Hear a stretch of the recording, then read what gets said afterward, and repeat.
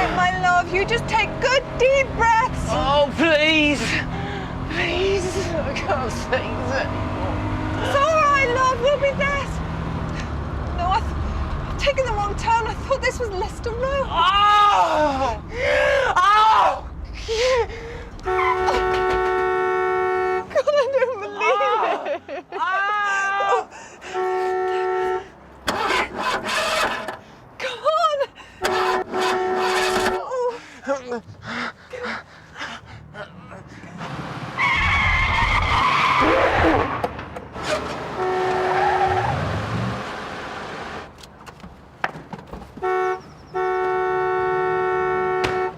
Mac, please get back in the car. It's all right, I'll sort it. Oh, for crying out loud. So what do you think you were doing? Dr. McGuire. Mrs. Wickens? Oh, thank goodness. Are you all right? I'm fine. It's Russell, please. You've got to help him. He's in agony. Okay, I'll do it. Please help. Take care, You gotta Russell. help I'll me. be out of here in no time. Come on. I'm going to phone for an ambulance. Matt, are you sure that you're okay? I'm fine. It's just Russell. Okay, Russell, what happened? Can you tell me what's wrong? I don't even know what's the matter with him. I was actually driving him to the hospital. Okay. Sorry about that. Are we daft? You want to know a secret? What? When I first came here, my first night in my new flat, I sat there staring at the four walls, didn't know anyone. Phone wasn't connected, couldn't get the TV to work. I felt the same way. Really?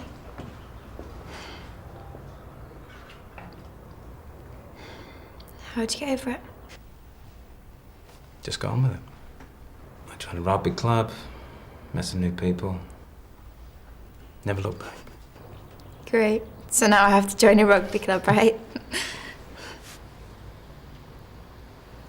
Want to tell me about it? It's nothing. Missing Mum? How'd you guess? Don't take a genius. Why don't you give her a call? I did. She's calling me back. Right. So you stuck with Dad, eh? He tries his best, but he's just never really been that good around young people. Well, he's all right with me. Yeah, but you're not really that... Maybe, okay. Just think carefully before you say any more. Okay. It's just 1 minute he doesn't know what to say to me. The next he's trying to run my life for me. Sounds like a typical parent to me. Oh yeah, but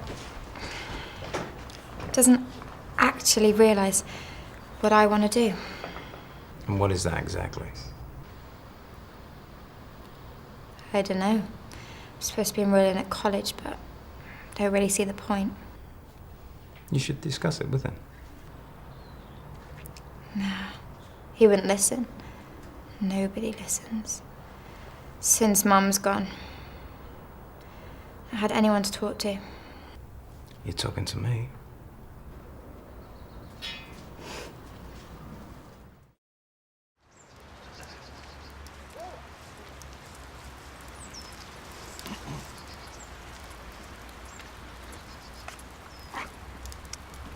Thanks for this, Sam. We do have a phone, you know. I know, I've tried it before. It's not for our mum, though, is it? I don't enjoy sneaking about behind the back like this. No. I mean turning up at all. There was no other way, believe me. Do you know that's the one thing she told me not to do? Why did she let you come then? I'm 25 years old, in case you'd forgotten, which you probably have.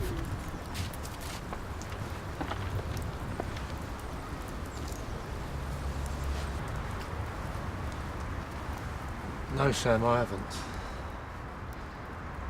She doesn't know I'm here. So now you've got me creeping around as well. Why didn't you tell her? Because she's not well. And that's the only reason I'm here, I promise.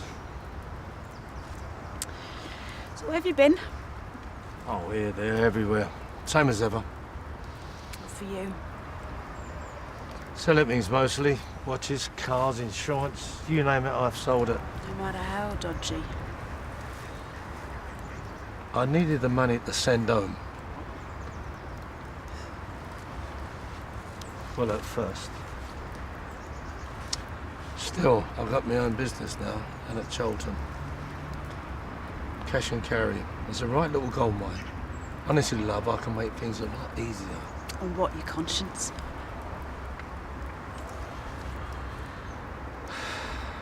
Fair play, Sam. I haven't been much use up to now. I don't even know what to call you. Archie, I do. Good old Archie Cross. I'm not going to start feeling sorry for you now, you know. I know that, Sam. You're a smart girl. You're going to be a qualified teacher soon, so they tell me. Who's they? Oh, your Uncle Lou. I see him around sometimes. Never said. Well, he did tell your mother. I'm not going to hear a word against her. Of course not, but you could still try to talk to her for me. Why should I? Because it's only fair I should help. About walking away from your wife and child, how fair's that? Sammy, I know. I've had 15 years to think about it. So why didn't you come back? She wouldn't have let me if I tried. As it happened, she was glad to see the back of me. You're lying. I don't go. Should have listened to it in the first place. Please, love. Not another word, I promise. Look, the blame's all mine, all right? No arguments. Fair play. But just ask yourself, what's better, having arthritis or having arthritis with a few bob in the bank? That's all I'm saying. And what about you, eh? Lou said you'd be looking after her soon all the time. Just when you could be starting a career. It's my That's what I'm saying. decision. Of course it is, and I respect that. It makes me proud to think of you as my daughter. But you still are, aren't you? Fortunately, yeah. But surely it can't be a crime to want to help one's own flesh and blood.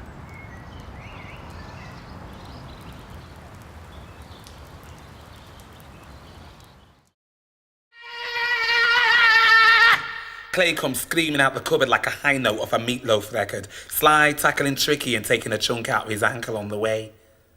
The rest of us take our time, all clucking and whistling and chuckling as we circle our rubber-limbed, soft-skinned, floppy-headed prey.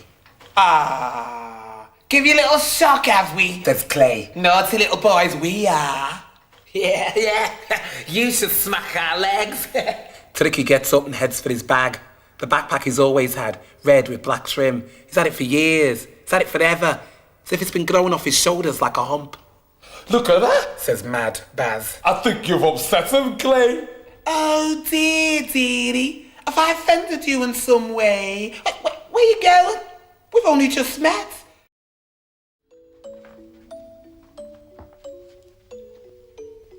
You can open your eyes now. What is it? Is it your washing machine? What, you just stuck it on the bed? No, it's not a washing machine. What is it? Well, it wouldn't be a surprise if I told you. Please tell me. Go on, open the box. Is it one of those new big TV screens? Just open the box. Go on.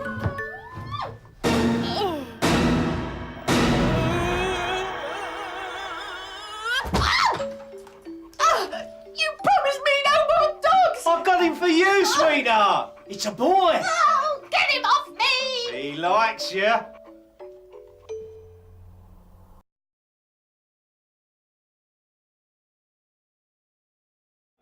Yeah, I spoke to the other ice cream. Nah, mate, the E-Crips are too batty. Anyway, Dennis will be in shortly. I'll give him a knacky at the Jekyll and I'll get back to you, all right? OK, mate, bye. Aye, talk to the devil. Whatever Dennis is having, love. Where'd you park your attic, then? I think I'll come on the oxide. I'll just send him on the haystack. Who? 10 yards. Don't worry, I've lost him outside the Thomas. What's a string vest in? Careful with the bunny tone. That Connaught at the ramp looks like a gather. He wouldn't have a clue what we're talking about. Do you? you or something. So you know if you don't use your vote, you don't get no say. Hey, you better start getting up and start using your vote, you get me? Yo, oi, why ain't you using your vote? Oi, why ain't you using your vote? Oi, why ain't you using your vote? You don't get a say if you don't use your vote. Uh-oh, better start using your vote. Uh-oh, better start using your vote. Uh-oh, better start using your vote. You get no say if you don't use your vote. Oi, we're the more fire crew, so start using your vote.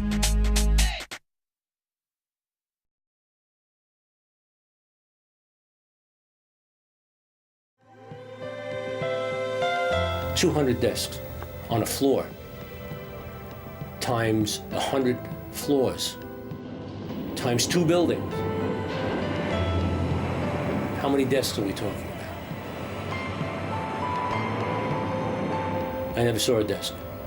Never saw a file cabinet, never saw a bookshelf, never saw a computer, never saw keypads, never saw anything that resembled humanity. We had a huge number of victims here. We had the largest number of victims ever in a terrorist act. One of the issues we had is not all of them were, the bodies were not fully intact.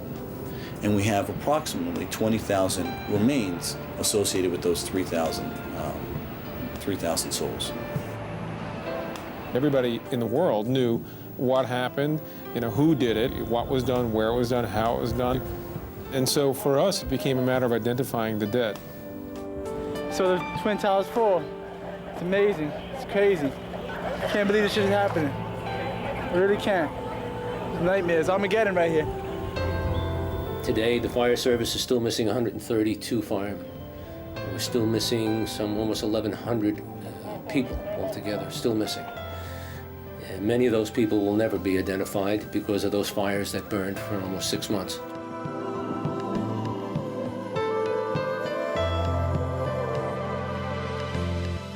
Three months to the day, on December 11th, about 11:30, the phone rang. It was the chief by the name of Paul. The minute I heard his voice, I knew. All he said was, Lee, we have John. I could see there was a flag over somebody. It was John. Out of the 2,749 people that were murdered, there's only 292 whole bodies. We were blessed. Jonathan was a whole body. My pleasure is flying, my enjoyment is flying, but not on a huge scale. On a small scale, I have a fascination for radio-controlled helicopters of the micro kind that you can fly in your living room, very tiny helicopters. That's my pleasure. When I see something flying, it fascinates me because I'm wondering how it's staying up there. When I see an airplane in the air and I know that airplane going to take you from one country to another, it's just that fascination with something that can lift into mid-air. So flight is something that I'm just amazed with. That's why I'm interested in it. But to fly in a real plane, it's frightening. But little planes, I like little planes. I created this work because I wanted to show the world that we should never look down upon people because they have less. Physically, yes, some people may have more, but in your heart you can have more. So I wanted to show people that the littlest things can mean the most. And this building that I've done, I hope it means the most to this person who's bought this piece. My work is less, but it's more. Because you can't see it, but it's more than anyone's ever seen. I put a lot of love into this work. God gave me the gift, and I'll emphasize that. And whoever's purchased this work, when they look at it, they can think of what went behind it.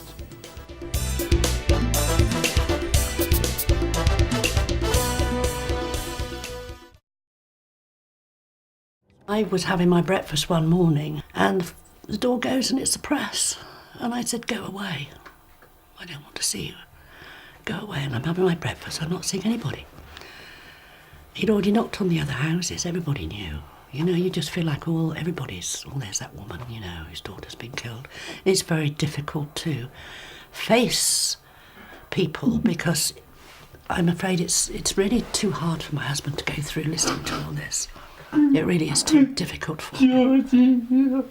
God. Police advised us to, if we wanted to get away from talking to a lot of press, just to make one statement to one person who would we like, so we chose the local newspaper rang there. It affects all the family.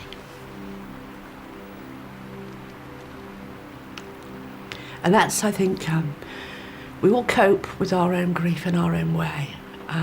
But for a mother, you know, to lose the daughter, but then to see my other children suffering, and my husband